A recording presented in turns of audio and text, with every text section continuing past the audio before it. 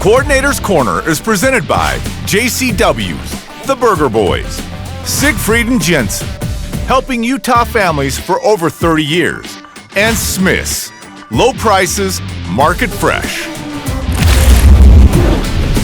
You are in the Coordinator's Corner, brought to you by JCW's The Burger Boys. Second half hour of the show begins now as we switch gears from offense to special teams and a little bit of BYU defense as we welcome in special teams coordinator and defensive ends coach, Kelly Poppinga. Coach, good to see you once again. Good to be back. All right, helping us look back at this win over Baylor, 34-28. Cougs now 5-0 on the season, 2-0 in the Big 12. The polls have you at 17th and 19th, and this week you're off for your first of two bye weeks, home to Arizona now coming up a week from Saturday. Where are you guys situated heading into the bye week at 5-0? Good feelings, I'm sure. Oh yeah, being 5-0 and being able to play, I think the way that we've played, the first 5 games, I think we feel confident as a defense and as a special teams unit. I know A-Rod's feeling better and better about things on offense, and so I think when you can go through the first 5 games, especially 3 of those being on the road, you feel pretty good about being in the position that we're in right now. That's a great point. The only 3-0 away team in the Big 12 right now, let alone the only 5-0 team overall. Let's start with some special teams conversation relative to Baylor. Looking back on it, coming in, there were a lot of intriguing matchups. Both teams, for example, had already scored touchdowns this season in the return game. Yeah. We saw a week ago when they played Colorado, their guy basically goes untouched for 100 yards for a touchdown. And so, that was obviously a big emphasis. And he got a couple good returns against us. One that they got to the 35, and the other one, got past that. But then there was a holding call that brought it back. But that's definitely something we got to square up over the next couple weeks before Arizona, because they're going to have a good returner as well. And so, that guy was a good player, and I thought their punt returner was a really good player as well. And Cameron. And he got a good return against us, which shouldn't have happened. We had really 2 guys in position to make the play that really need to finish off doing their job, and we'll get that corrected in meetings here in about an hour. But in general, I thought we did some really good stuff on special teams, and really probably 2 of the biggest plays in the game on the fake punt. Yeah. And then on Sam's 70-yard punt that we had late in the game that set up long field for them when they needed a touchdown to win the game. And so really excited about those 2 plays, and the rest of it, Will's 54-yard field goal I thought was a big play too as well, and there's another, his other field goal later in the game. And so a lot of really good stuff. We'll get into all those. Let's get into the rhythm of the game. We'll have you wear 2 hats right now, the defensive one and the special teams one. On defense, the Cougs were making plays early, really early, as in first Baylor snap of the game. The Cougs are up 7-0 already when John Nelson and Blake Mangelson, the interior guys, combined to give the offense a short field. Yeah, I think they were a little upset that they weren't able to make any plays in the Kansas State game, I guess, and they thought, hey, shoot, let's see what we can do here. And so, very first play, we'd made this an emphasis. Quarterback a little shorter, his release was a little lower. We talked about getting our hands up all week. Ball was coming out fast, and so John does a great job, and then Blake high points the ball right there, and sets up our offense with great field position to go up 14-0. And we always say the best way to play quick game in the pass game is to get our hands up, and John does that right there. We do it later on in the game a couple more times as well. Every time that ball's up in the air like that, trust me, when you're on the other side of that, that happens later in the game for us, where the ball gets batted and it ends up becoming an interception.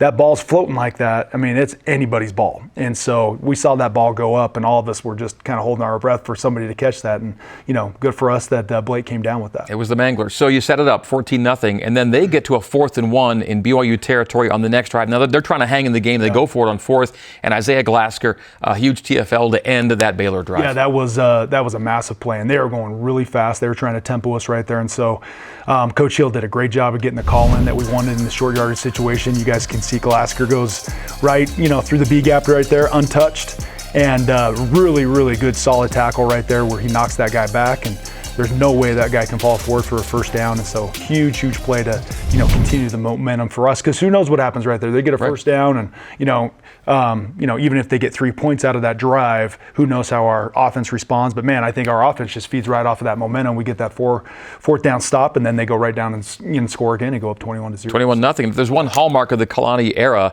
it's how well BYU plays when you do get open on top. Okay, that's a good stat. It's very strong. I think I saw you tweet it. It was I got a few of them, but I do like this. When BYU scores first, just scores first, any kind of score first, 40-9 under Kalani. But when BYU scores a touchdown on the first possession, it's now 34-2. Okay, let's do with that. 32 straight wins. So that's the good one. Keep going for that. All right.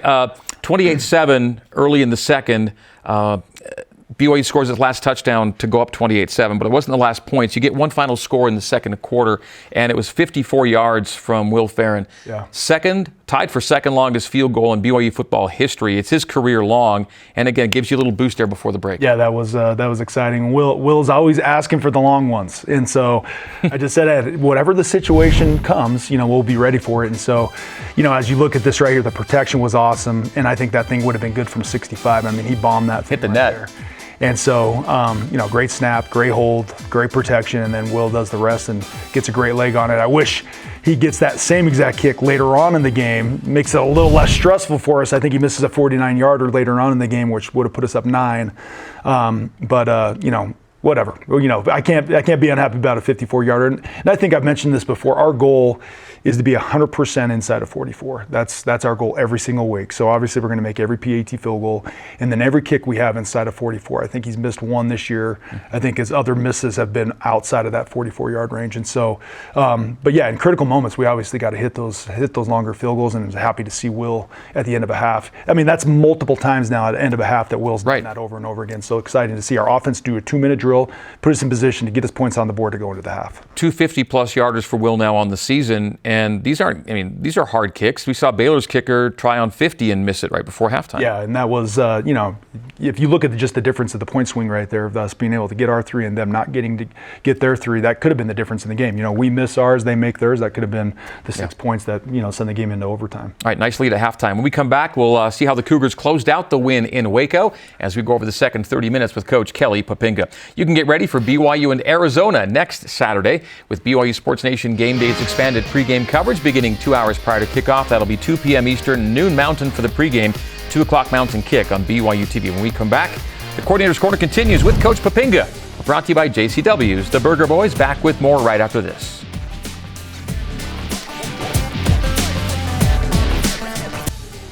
Welcome back inside the Coordinator's Corner, visiting with BYU Special Teams Coordinator and Defensive Ends Coach Kelly Poppinga. Looking back at BYU's 34-28 win in Waco on Saturday afternoon, a victory that bumps BYU up to 17th in the latest AP poll. Now it's a bye week followed by a home game against Arizona 1 week from this upcoming Saturday. Let's pick up our look back early in the second half, and I want to shout out Tyler Batty for his first sack of the season. It came on Baylor's, first snap of the second half. Yeah, he's had probably 3 or 4 that he should have had earlier in the season, and either wraps a little too wide or gets a little too far up the field, or I'm glad he missed the one versus Kansas State because it results in an interception. But he's been so close all year long, and he's gotten a ton of quarterback pressures. He's one of the best in the Big 12 right now of getting after the quarterback as far as just pressuring the quarterback. But yeah, first play of the second half right there, does a great job on their right tackle. I couldn't believe Robertson hung onto the football. Yeah, I thought he was going to fumble it too because Batty, he crushed him right there. And so does a great bull rush, ends up finishing with an inside move, and then obviously the quarterback's blind side right there, didn't see him coming, and it was a big hit. And we got him later on in the game too on another big hit. I don't know if anybody saw that, but later in the game, he runs a QB run, and Isaiah Badna comes in and just blindsides. It's very similar to what happened to the quarterback in the SMU game. So I think we hit this quarterback a lot, and just talking to him after the game, you could tell that guy was beat up. He was sick of running around. There's some times in the game where he was scrambling around, but by the time he got to the fourth quarter, he was done. And you could just see by his performance in the fourth quarter wasn't nearly as sharp and as clean as he was in the first 3 quarters, and that's just what happens. The continuous pressures and the hurries and the hits on the quarterback, and that guy running all over the field, just over time, it just wears those guys out. And fortunately for us, that's I think what led to one of the last interceptions, big plays of the game. The sack we saw began a drive that actually ends up in a score that makes it a 10-point game, and then the offense looked to be on the verge of a 3 and out, and now you're starting to sense, okay, there's some swing in here, but it's a 4th and 10 from the BYU 35-yard line. You're up 10. Kind of the play call of the game. It came on special teams. You dial up a fake with Sam Vanderhaar. Oh yeah, and that's something we practiced a lot, and it was fun to get our guys to finally execute. We practiced that all last season, and just you just wait for certain situations and certain looks that teams give you, and they executed it to perfection. And so the thing that I love about this is there's some great blocks. If you can go back to the back view, I don't know if they can do that or not, but there's some great blocks by Jack Kelly, makes a great block. Tanner Wall, you can see right there, makes a great block. John Nelson makes a great block to kind of get everything going, and then Tyler Batty Batty makes a crushing block. A guy's trying to fold over the top, and if Batty doesn't make that block, he probably gets tackled, but Batty basically pancakes a guy. And so you got 5 defenders on the field right there, plus Bruce Mitchell that's leading all the way up to the returner if it eventually got to him. The bunch of defensive guys that show us that they can run block a little bit. So, but I was just excited for us to execute it at the right moment, and then for us to be able to get some points off of it after that. And you weren't on with us last week because it was a week off for you, but we had defensive guys on the safe punt return that Parker ends up making a play of the century type thing. Yeah. And that was good too to see those guys involved in that play as well. Yeah. We talked with Sam postgame. We brought up a little Aussie Rules football because you could tell he's been used to running with something in his arms before. You could tell. Is he a good guy for that call? Oh yeah. He was so excited. I mean, once we installed it, going all the way back into spring ball, and he was just like looking at me like, Coach, are you for real? Like, we're going to call this in a game? I'm like, oh yeah, we're going to call it at some point. You got to be ready. And so when we've probably ran that thing in practice over 20 times in the past, since spring ball. And so just him getting those repetitions over and over again. And there's times where he's running where a lot of our guys are like, oh, Coach, this guy's fast. Like, he can go. And he looked natural running the ball right there and made a really good cut to bounce it to the outside and had great ball security. And then right at the last second slides right before he gets a hit. It was like, this guy's been doing this for his whole entire life. And so, he came to me after the game and just said, Coach, that memory will be etched in my soul for eternity. I said, hey, there you go, buddy. So we'll see what else we got in store. But I'm excited for him because I think what it's going to do is it's going to take some pressure. When teams see you run fakes, and hopefully they go back to last season, see the Oklahoma State fake too as well, they see those and they don't want to have another fake run on them. So then what that does is allow us to hopefully relieve some pressure where they don't want to blitz and send pressure to go block punts. And so hopefully it helps Sam be able to, be a little more comfortable in the pocket, be able to get his ball out. And off that, BYU did get points, a 37-yard Will Ferrin field goal to keep the cushion. And the next 2 BYU possessions were an INT and a missed field goal. Baylor scores. Now it's a 6-point game. Now you're kind of counting possessions, looking for stops, and sometimes you might even need a 70-yard punt to keep the opponent at bay, which is what happened in this game. When it came, it was massive. Yeah, and Sam did a great job. It's a certain type of punt that we have that I tell him to get the ball low, and he was able to get this ball low with low hang time. And the returner didn't have a chance to come over and catch that thing, and then we knew that punt usually gets a roll on it, and that thing rolled almost 20 yards or maybe more. And I thought for 1 second there it looked like he wanted to pick that thing up. And if he did, I think Chica would have been right there to hit him and maybe causes a fumble or whatever may happen right there. But that was a huge, huge play in the game. Now they got to go 97 yards to take the lead, and you could tell they were going to be aggressive in that deal right there. They went for it on 4th down, I think on their own 10. Where man, if we stop them right there, the game's over. Game's over. Yeah. But unfortunately we don't. But still, we get them in a 3rd and long. I think. JT ends up getting a sack on an intentional grounding that ends us getting in like a 3rd and 20, and then they have to now punt. And now we got good field position. And so, I think one of the biggest plays of the game was that punt right there. There was no more scoring the rest of the way, but no lack of drama because it was kind of back and forth, both teams looking to either put a team away or stay back in it. And it came down to one Baylor possession, 90 seconds to play. It's a 2nd and 20 from the Baylor 29-yard line, and Crew Wakely ends the Bears' hopes for the day. Yeah, it was a great call by Coach Hill. It was one call we had not used the whole entire game that was really successful for us during SMU. And we'd been playing a lot of cover 2 in the game, and then we changed up our coverage just a little bit in the back end right there where Crew could get over to the sideline just a little bit faster. And the quarterback didn't see it. I think he thought we were going to be in cover 2 again and that the safety was going to be late. That's what we call a hole shot right there. He's trying to throw the hole shot between the corner and the safety. And didn't anticipate Crew being there as fast as he was, and Crew made a great play. And really, that call came from Coach Guilford. Actually, he said Coach Guilford told Coach Hill, "Hey, run this right here. We're going to get." He's literally on the headset said, "Coach Hill, run this. We're going to get a pick." Wow. He's going to throw it right to us, and sure enough, very next play. So that's just it comes down to just us knowing the scheme, all of us coaches knowing the scheme, knowing what our guys can execute. I don't even think we ran that coverage in practice this last week, and so. it's something that we've ran a lot over the year, or over fall camp and even in the first 3 or 4 games of the season. But I don't think we practiced it one time. And then Coach Guilford gets the inkling that he needs to tell Coach Hill to call it. Coach Hill calls it, and then crew makes the play. And then that was fun to just see the guys celebrate. And it's always fun to win, but when you win with a little bit of drama like that, it makes it a little sweeter. So that's an awesome story. BYU wins at 34-28, first ever Big 12 away win for the Cougs. Let's get to special teams and Coach Hill's defensive players of the week. Who'd you like on special teams? Yeah, so with, like I've already mentioned before, with Sam's big punt and then the fake punt that he executed, then he had another good punt in there too as well. I think his net ended up being around 44 yards, which is 2 yards more than our goal. And so I gave it to Sam this week, and I thought it was just for the field position that he gave us multiple times, not just for our offense, but not for our defense typically, now for our offense on the fake punt. We were excited about that. Okay, Sam Vanderhaar, special teams player of the week, and Coach Hill for defensive went with Tyler Batty and Crew Wakely. Yeah. So Tyler played one of the best games that I've seen him play since he's been here. He's super physical in the run game.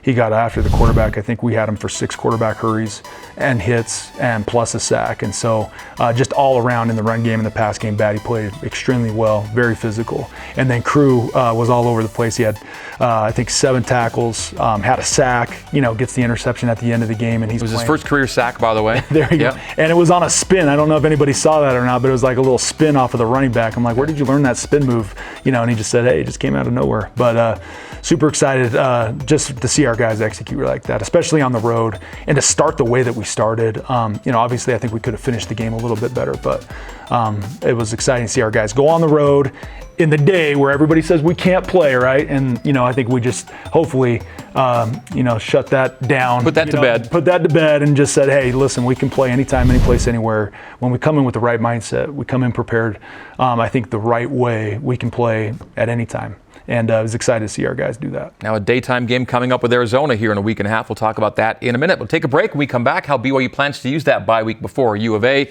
this upcoming Saturday, a week from this upcoming Saturday. As we step away, a reminder that your Cougar Sports Day-to-Day play-by-play is on BYU Sports Nation with Spencer and Jerem, weekdays noon Eastern on BYU TV and BYU Radio. Final segment with Coach Poppinga after this on the Coordinator's Corner. Stay with us.